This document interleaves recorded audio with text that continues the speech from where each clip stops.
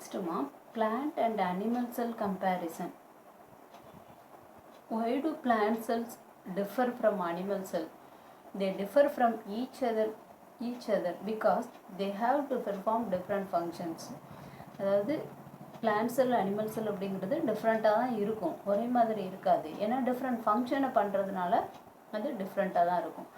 Now you know that there are many main similarities between plant and animal cell. Let us see how they differ from one another as given in the picture. அதே நேரத்தில் mostly வந்து பார்த்திங்க அப்படின்னா நிறைய similarities இருக்கும், ஒற்றுமைகள் இருக்கும். ஒரு சில இடங்களில் தான் பார்த்திங்க அப்படின்னா பிளான்ட் செல்லுக்கும் அனிமல் செல்லுக்கும் டிஃப்ரென்சஸ் இருக்கும். ஒரு சில ஆர்கனல்ஸ் தான் வந்து வேரி ஆகும். அதை நம்ம ஆக்டிவிட்டி 3ல் பார்க்கலாம் அப்படின்னு சொல்லியிருக்காங்க. ஆக்டிவிட்டி 3 பின்னாடி இருக்குது, அதை பார்ப்போம். இப்போ human cells related to functions, different types of cells. ஓகேங்களா? ஹியூமன் பாடியில் இருக்கக்கூடிய அந்த டிஃப்ரெண்ட் டைப்ஸ் ஆஃப் செல்ஸை பற்றி நமக்கு கொடுத்துருக்காங்க. Our body is made up of many. ஏன்னா ஹியூமன் பாடி அப்படிங்கிறது அனிமல்ஸில் தானே வரும், அதனால் இதையும் நம்ம தெரிஞ்சுக்கிறோம். Our body is made up of many different kinds of cells. Each type of cell is specialised to perform a specific function. நம்மளுடைய பாடி வந்து டிஃப்ரெண்ட் கைண்ட் ஆஃப் செல்களால் ஆனது தான். ஒவ்வொரு டைப்ஸ் ஆஃப் செல்களும் வந்து ஸ்பெசிஃபிக் ஃபங்க்ஷனை செய்யுது. Depending on the functions, cell has specific shape, size and may have some components which other type of cells do not have. ஓகேங்களா? அதாவது அதனுடைய அந்த ஸ்பெசிஃபிக் ஃபங்க்ஷனை பொறுத்து அதனுடைய அந்த ஷேப்பு, சைஸு, அதில் இருக்கக்கூடிய அந்த காம்போனன்ட்ஸ் இதெல்லாமே வந்து மாறுபடும். Have a look at the differences between nerve cells and red blood cell in the images. Even though there are many different types of cells, there are some components common to all type of cells. இப்போ நம்ம difference பார்க்குறோம், nerve செல்லுக்கும் blood செல்லுக்கும் நிறைய differences இருக்கும். அப்படியே இருந்தாலும் even though there are many different types of cells, there are some components common to all type of cells. இப்போ blood செல்லில் இருக்கக்கூடியது நர்வ் செல்லில் இருக்கும், சிலது வந்து நர்வ் செல்லில் இருக்கிறது பிளட் செல்லில் இல்லாமல் இருக்கும். ஓகேவா? ஃபங்க்ஷன்ஸு மாறினாலும் ஒரு சிலது காம்போனன்ட்ஸ் வந்து ரெண்டுலேயும் சேமாக இருக்கும். Let us take a look at this in the next section. இதெல்லாம் நம்ம அடுத்த லெசனில் அடுத்த செக்ஷனில் நம்ம பார்த்துக்கலாம். வாட்ஸ் இன்சைட் எ செல்? ஒரு செல்லுக்குள்ளே என்னெல்லாம் இருக்கும், என்ன இருக்குது? Inside a sell there are many tiny structures called cell organelles. நம்ம சொல்கிறோம் இல்லையா, அதாவது நம்ம ஹியூமன் பாடியில் நிறைய பார்ட்ஸ் இருக்குது அப்படின்னு சொல்கிறோம்ல, அதே மாதிரி ஒரு செல் அப்படின்றத நம்ம மைக்ரோஸ்கோப்பிக் கண்களால் பார்க்க முடியாது, மைக்ரோஸ்கோப்பில் தான் பார்க்க முடியும் அப்படின்னு சொல்கிறோம். இருந்தாலும் அந்த செல்லுக்குள்ளேயும் நிறைய டைனி ஸ்ட்ரக்சர் இருக்குது. அந்த ஸ்ட்ரக்சருக்கு பேர் cell organelles. These organelles are responsible for providing needs of the cell. அந்த செல்லுக்கு என்னெல்லாம் தேவையோ அது எல்லாம் ப்ரொவைட் பண்ணுறதுக்கு காரணம் வந்து அந்த ஆர்கனல்ஸ் தான். ஸோ ஒரு செல் அப்படிங்கிறது என்னது, ஒரு உயிரி தான், ஒரு லிவிங் ஆர்கானிசம் தானே. ஸோ அதுக்கும் என்னது எல்லா ஆக்டிவிட்டீஸும் இருக்கும், எல்லா ரெஸ்பிரேஷன் எந்த மாதிரியான எல்லா ஃபங்க்ஷன்ஸும் தேவைப்படும் இல்லையா, அது எல்லாத்தையுமே வந்து அந்த செல்லுக்கு ப்ரொவைட் பண்ணுறதுக்கு அது பண்ணுறது அந்த ஆர்கனல்ஸ் தான். They work to bring in food supplies, get rid of water, production and repair of the cell and help it to grow and reproduce. ஓகேவா? அந்த செல்லில் இருக்கக்கூடிய அந்த ஆர்கனல்ஸ் தான் வந்து ஃபுட்டை சப்ளை பண்ணுறது, வாட்டரு அண்ட் தென் ப்ரொடக்ஷன் பாதுகாப்பு கொடுக்குறது, அதில் ஏதாவது பாதிப்பு செல்லில் ஏதாவது ரிப்பேரு பாதிப்பு இருந்துச்சுன்னா அதை ரிப்பேர் பண்ணுறது, அதுக்கு ஹெல்ப் பண்ணுறது, அந்த செல்லினுடைய வளர்ச்சிக்கு அதனுடைய ரீப்ரொடக்ஷனுக்கு இது எல்லாத்துக்கும் ஹெல்ப் பண்ணக்கூடியது இந்த செல்லில் இருக்கக்கூடிய அந்த செல் ஆர்கனல்ஸ் தான். Each one has a specific function to do for the cell. அந்த செல்லுக்கு ஒவ்வொரு வேலையும் செய்யக்கூடியது அந்த செல் ஆர்கனல்ஸ் தான். ஒவ்வொரு ஆர்கனும் ஒவ்வொரு ஃபங்க்ஷனை பண்ணும். And if any one organelle stops it function then the cell is program to die. அந்த ஆர்கனல்ஸில் ஏதாவது ஒன்று வந்து அதனுடைய ஃபங்க்ஷனை ஸ்டாப் பண்ணிடுச்சு அப்படின்னா அந்த ஆர்கனல்ஸ் வந்து இறந்து போயிடும். செல் structure. As we have mentioned before, all cells have some common structure. These are, அதாவது ஒரு செல் அப்படிங்கிறதுல வந்து பேசிக்காக பார்க்குறப்ப 3 மேஜர் ஸ்ட்ரக்சர்ஸ் இருக்கும். அது என்ன அப்படின்னா செல் மெம்பரேன், சைட்டோபிளாசம் அண்டு நியூக்ளியஸ். ஓகேவா? நியூக்ளியஸ் அப்படிங்கிறது மோஸ்ட் யூகேரியாட்டிக் செல்ஸில், ப்ரொகேரியாட்டிக் செல்லில் தான் நியூக்ளியஸ் அப்படிங்கிறது கிளியராக இருக்காது. ப்ரொகேரியாட்டிக் செல் அப்படிங்கிறது நியூக்ளியஸ் வந்து கிளியராக இல்லை அப்படின்னா அதை ப்ரொகேரியாட்டிக்னு சொல்லுவோம். நியூக்ளியஸ் வந்து மெம்பரேனோட தெளிவாக இருந்துச்சுன்னா அதை யூகேரியாட்டிக்னு சொல்லுவோம். அதனால தான் இங்கே அதை யூகேரியாட்டிக் செல் அப்படின்னு கொடுத்துருக்காங்க. எதில் நியூக்ளியஸுங்கிறது யூகேரியாட்டிக்கில் தானே இருக்கும். அதனால் the structure of a typical plant and animal cell shows following peculiarities. அதாவது அனிமல் செல் பிளான்ட் செல்லினுடைய அமைப்பை வச்சு நம்ம அதில் இருக்கக்கூடிய அந்த ஆர்கனல்ஸை பற்றி நம்ம பார்க்கலாம். ஃபஸ்ட்டு செல் மெம்பரேன், அந்த 3 டைப்ஸும் சொன்னோம் இல்லையா, மேஜர் டைப்ஸ். அதில் செல் membrane, the boundary of an animal cell is the plasma membrane which is also called as cell membrane. அதாவது அனிமல் செல்லை சுற்றி இருக்கக்கூடிய அந்த பவுண்ட்ரி, அந்த வெளி உரைக்கு பேர் தான் வந்து பிளாஸ்மா மெம்பரேன் அல்லது செல் மெம்பரேன் அப்படின்னு சொல்லலாம். இது வந்து அனிமலில். இப்போ செல் வால் அப்படிங்கிறது இது ரெண்டும் ஒன்று தான். இது அனிமல்ஸில், இது பிளான்ட்டில். Cell wall supporter and protector. An animal and a plant cell are enclosed or surrounded by a cell membrane as you learned before. Animal sell plant செல் ரெண்டுமே வந்து ஒரு கவரால் என்க்ளோஸ் ஆகிருக்கும், சரவுண்ட் ஆகிருக்கும் அப்படிங்கிறத நம்ம முன்னாடி படிச்சிருக்கோம். ஓகேவா? However, as you might have noticed previously that animal cell often have an irregular shape, whereas plant cell have a much more regular and rigid shape. Animal செல் பார்த்திங்க அப்படின்னா irregular ஷேப்பில் இருக்கும். ஏன்னா அதனுடைய மெம்பரேன் வந்து கொஞ்சம் கொஞ்சம் வளைவாகவோ அது என்ன ஷேப்பில் இருக்குது அப்படின்னு கூட நம்மளால் அதை கெஸ் பண்ணிக்க முடியாது. ஒரு சில அனிமல்ஸில் மாறிக்கும், அதனுடைய ஷேப் வந்து மாறும். ஆனால் பிளான்ட் செல் பார்த்திங்க அப்படின்னா ரெகுலராக இருக்கும், அதே நேரத்தில் ரிஜிட்டாக இருக்கும், ரொம்ப டஃப்பாக இருக்கும். Plant cell have an additional layer on the outer side of the cell membrane. This is called as the cell wall. Cell membrane அப்படிங்கிறதோட அனிமல் செல் முடிஞ்சிடும். பட் பிளான்ட் செல் வந்து செல் மெம்பரேனுக்கு அடுத்து இன்னொரு லேயர் இருக்கும் இன் அவுட் சைடில். அந்த லேயருக்கு பேர் தான் வந்து cell wall. That provides a framework for support and stability. இதுதான் வந்து அதற்கு அந்த செல்லுக்கு வந்து உருவத்தை கொடுக்கக்கூடியது, அந்த செல்லை சப்போர்ட் பண்ணக்கூடியது, அந்த உறுதித்தன்மையை கொடுக்கக்கூடியது இந்த செல் வால் தான். The cell wall is formed from various compounds, the main one being cellulose. செல் வால் அப்படிங்கிறது நிறைய காம்பவுண்ட்ஸ் இருக்கும். அதில் மெயின் எது அப்படின்னா cellulose. Cellulose helps to maintain the shape of the plant cell. This allows the plant to remain rigid and upright even if it grow to great height. ஓகேங்களா? இந்த செல் வால் அப்படிங்கிறது தான் வந்து ஷேப்பை கொடுக்குறது. அதே நேரத்தில் ஒரு பிளான்ட் வந்து கிரேட், அதாவது ஹைட்டுக்கு வளருது அப்படின்னு சொல்கிறோம் இல்லையா, அது கூட இந்த செல் வாலை பொறுத்தது தான். Each cell is interconnected with its neighboring cells through opening called plasmodesmata. ஓகேங்களா? இந்த செல்வாலில் இருக்கக்கூடிய ஒவ்வொரு செல்லும் வந்து இன்டர் கனெக்ட் ஆகிருக்கும், ஒன்றோட ஒன்று கனெக்ட் ஆகிருக்கும். எதன் மூலமாக அப்படின்னா ஒரு ஹோல்ஸ் மூலமாக, ஒரு ஓப்பனிங் மூலமாக. அதுக்கு பேர் தான் வந்து பிளாஸ்மோடெஸ்மேட்டா. ஸ்டொமேட்டா அப்படின்னு சொல்லுவோம் இல்லையா, லீவ்ஸில் இருக்கக்கூடிய அந்த ஹோல்ஸை. அதே மாதிரி இந்த செல்கள் ஒன்றோட ஒன்று ஜாயிண்டாக இருக்கக்கூடிய அந்த ஜாயிண்ட் வந்து ஒரு ஓப்பனிங், ஒரு ஹோல் மூலமாக ஜாயிண்டாக இருக்கும்.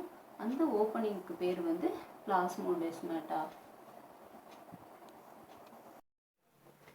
நெக்ஸ்ட்டு நம்ம பார்க்க போகிறதுமா plant cell and animal cell. இந்த பிக்சரில் பாருங்கள் என்னென்ன கொடுத்துருக்காங்க, இது ரெண்டுக்கும் என்ன டிஃப்ரென்சஸ் அப்படிங்கிறத நமக்கு கிளியராக இதில் கொடுத்துருக்காங்க. இப்போ பிளான்ட் செல் அப்படின்னு பார்த்தீங்கன்னா செல்வால், குளோரோபிளாஸ்ட், லார்ஜ் வேக்யூல், இது 3 பிளான்ட் செல்லில் மட்டும்தான் இருக்கும்.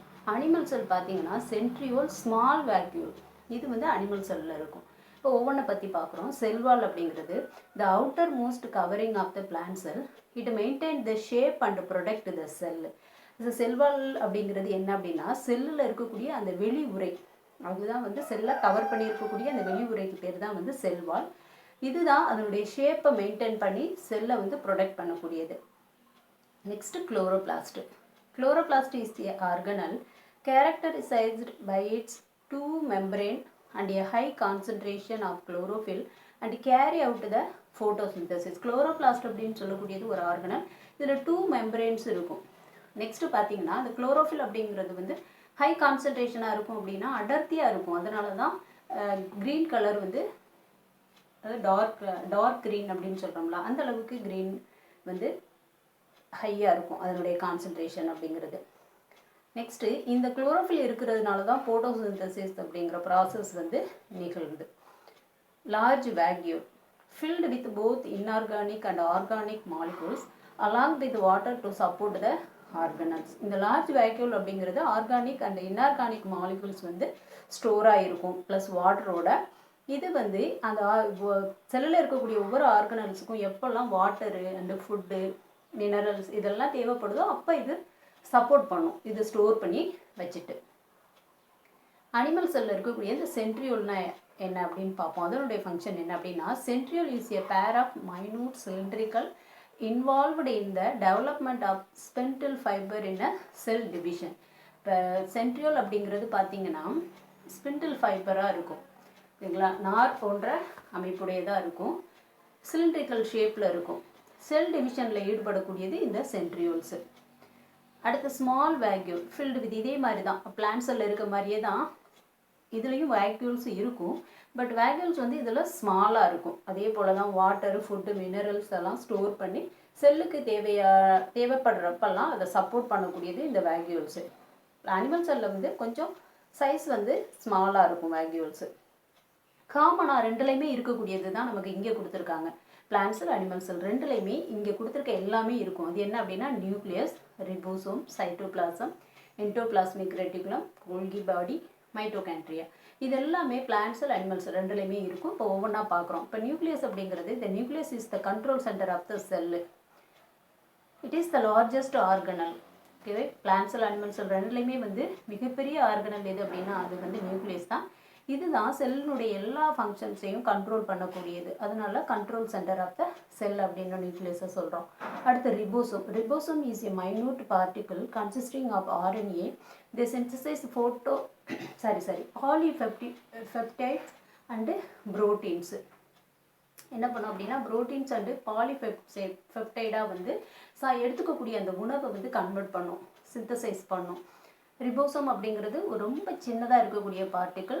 அதுதான் வந்து RNA இருக்கக்கூடிய பகுதி. Next cytoplasm. The cytoplasm includes all living parts of cell within a cell membrane but excluding the nucleus. இந்த சைட்டோபிளாசம் அப்படிங்கிறது செல்லில் இருக்கக்கூடிய எல்லா ஆர்கனல்ஸும் இந்த சைட்டோபிளாசத்தில் தான் இருக்கும். செல் மெம்பரேன் அப்படிங்கிறது தான் இதனுடைய வெளிப்பகுதி. ஓகேங்களா, அந்த செல் மெம்பரேனுக்கு உள்ளே இருக்கக்கூடிய அந்த ஃபுல் ஏரியாவையும் என்ன சொல்லுவாங்க அப்படின்னா சைட்டோபிளாசம் அப்படின்னு சொல்லுவாங்க. இங்கே நியூக்ளியஸ் இல்லாமல் மற்ற ஆர்கனல்ஸ் எல்லாமே வந்து இந்த சைட்டோபிளாஸில் தான் இருக்கும். Next endoplasmic reticulum. Endoplasmic reticulum a network of membranous tubules and is involved in protein and lipid synthesis. Protein and லிப்பிடுகள் வந்து சிந்தசைஸ் பண்ணுறதுல இந்த என்டோபிளாஸ்மிக் ரெட்டிகுலம் அப்படின்னு சொல்லக்கூடிய வலைப்பின்னல் போன்ற அமைப்பு வந்து இருக்கும். அதுதான் வந்து புரோட்டீன் அண்டு லிப்பிட்ஸை வந்து சிந்தசைஸ் பண்ணுறது. நெக்ஸ்ட் வந்து Golgi body. Golgi body is a complex of vesicles and folded membrane involved in secretion and intracellular transport. அதாவது செல்லுக்குள்ளே எந்த ஒரு பொருளையும் அனுப்புறது அல்லது வெளியில் செய்கிறது, இது எல்லாத்தையுமே வந்து கோல்கி அப்பேரட்டஸ் செய்யும். அடுத்தது இந்த செக்ரீஷன் அப்படின்னு சொல்லக்கூடிய அதை சுரக்கிறது, சரிங்களா. பாடியினுடைய நிறைய அது எப்படி சொல்லுது, நொதிகளை சுரந்து அதுக்கு ஒவ்வொரு ஆர்கனல்ஸுக்கும் வந்து டிரான்ஸ்போர்ட் பண்ணக்கூடியது இதுதான் செக்ரீஷன் அப்படிங்கிறது. எந்தெந்த உறுப்புக்கு எந்தெந்த செல் ஆர்கனலுக்கு என்னென்ன நொதிகள் தேவைப்படுதோ அது எல்லாத்தையும் செக்ரீட் பண்ணக்கூடியது இந்த கோல்கி பாடி தான். செக்ரீட் பண்ணி அதை அந்தந்த ஆர்கனலுக்கு வந்து சென்ட் பண்ணக்கூடிய ஒரு மெம்பரேன் மாதிரி இருக்கக்கூடிய ஒரு உறுப்பு தான் வந்து கோல்கி பாடி அப்படின்றது. அடுத்து mitochondria are organelles. they make most of the cells supply to adenosine triphosphate அதாவது ATP a molecule that cells use at a source of energy. Their main job is a convert energy. அதாவது எடுத்துக்கக்கூடிய அந்த ஃபுட்டை வந்து ஏடிபியா adenosine ட்ரைபாஸ்பேட்டா convert பண்ணக்கூடியது வந்து mitochondria தான். அது மாதிரி கன்வெர்ட் பண்ணி அது எனர்ஜியாக ஒவ்வொரு செல்களுக்கும் சப்ளை பண்ணக்கூடியது மைட்டோகாண்ட்ரியா தான். ஸோ அதனால் இதை வந்து இந்த power house of the cell அப்படின்னு சொல்லுவாங்க. ஏன்னா எனர்ஜியை சப்ளை பண்ணுறது வந்து மைட்டோகாண்ட்ரியா. ஓகேவா? நெக்ஸ்ட் இந்த சைடு என்ன கொடுத்துருக்காங்க அப்படின்னா பிளான்ட் செல்லோட அமைப்பு, அதனுடைய பார்ட்ஸு. இங்கே அனிமல் செல்லு, அதனுடைய பார்ட்ஸை நமக்கு கொடுத்துருக்காங்க. கீழே ஸ்பெஷலைஸ்டு செல் ஸ்ட்ரக்சரு ஃபங்க்ஷன்ஸு, அது இல்லாமல் ஒவ்வொரு செல்லினுடைய அமைப்பு எப்படி இருக்கும் அப்படிங்கிறத நமக்கு இங்கே கொடுத்துருக்காங்க. என்ன அப்படின்னா அதனுடைய அமைப்பு, அதனுடைய functions. For example epithelial sell, they are mostly flat and columnar in shape. இப்போ எபிதீலியல் செல்ஸ் அப்படின்னு சொல்கிறோம் இல்லையா, அந்த செல்லு பார்த்தீங்க அப்படின்னா மோஸ்ட்லி ஃப்ளாட்டாக இருக்கும். அதாவது இதுதான் ஃப்ளாட்டாக இருக்கிறது. அண்ட் தென் காலம்னர், இதுதான் வந்து தூண் வடிவில் இருக்குல்ல, இதுதான் வந்து காலம்னர். ஸோ இந்த மாதிரியான ஷேப்பில் இந்த எபிதீலியல் செல்ஸ் இருக்கும், செல்ஸ் இருக்கும். திசுக்கள் சேர்ந்தது தானே, செல்கள் சேர்ந்தது தானே திசுஸ் அப்படிங்கிறது, அதனால் அப்படி சொல்லிட்டேன். ஸோ இந்த செல்லினுடைய அமைப்பு இது மாதிரி தான் இருக்கும். இதனுடைய ஃபங்க்ஷன் என்ன அப்படின்னா they cover the surface of the body for protection. உடலை வந்து கவர் பண்ணி பாதுகாக்கக்கூடியது இந்த எபிதீலியல் திசுவினுடைய ஃபங்க்ஷன்.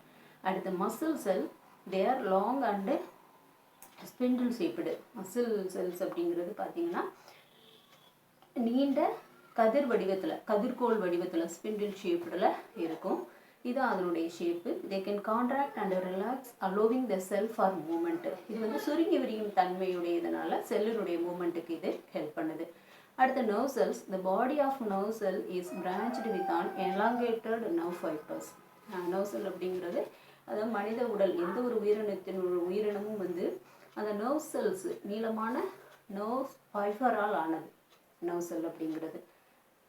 அதனுடைய அமைப்பு வந்து இங்கே கொடுத்துருக்காங்க. நிறைய பிரான்ச்சஸ் இருக்கும். இதில் இருக்கிற மாதிரி நர்வ் செல்லில் வந்து நிறைய பிரான்ச்சஸ் இருக்கும். Nerve cells are specialised to carry and conduct messages that coordinate the functions of the body. பாடியினுடைய அனைத்து ஃபங்க்ஷன்ஸையும் வந்து ஒருங்கிணைக்கக்கூடியது இந்த நர்வ் செல்ஸு. அது மட்டும் இல்லாமல் மெசேஜஸை வந்து கண்டக்ட் பண்ணக்கூடியது, உறுப்புகளுக்கு கண்டக்ட் பண்ணக்கூடியது நர்வ் செல்ஸ் தான். Red blood cell, round biconcave and disk shaped. Red blood cell வந்து ரவுண்டாக, பைகான்கேவ் அப்படின்னா ரெண்டு பக்கமும் கான்கேவாக இருக்கும் டிஸ்க் ஷேப்பில். அதான் ரெட் பிளட் செல் அப்படிங்கிறது. அதனுடைய ஸ்ட்ரக்சர் இங்கே கொடுத்துருக்காங்க. Red blood cells carry oxygen and collect carbon dioxide from various parts of the body. இந்த ரெட் பிளட் செல்லோட ஃபங்க்ஷன் என்ன அப்படின்னா ஆக்சிஜனை கேரி பண்ணிட்டு போய் எல்லா செல்களுக்கும் சப்ளை பண்ணிவிட்டு அங்கே இருக்கக்கூடிய அந்த கார்பன் டை ஆக்சைடுன்னு சொல்லக்கூடிய அந்த வேஸ்ட்டை வந்து கேரி பண்ணிவிட்டு வெளியில் வரும். அதுதான் வந்து ரெட் பிளட் செல்லோட ஃபங்க்ஷன்ஸ்.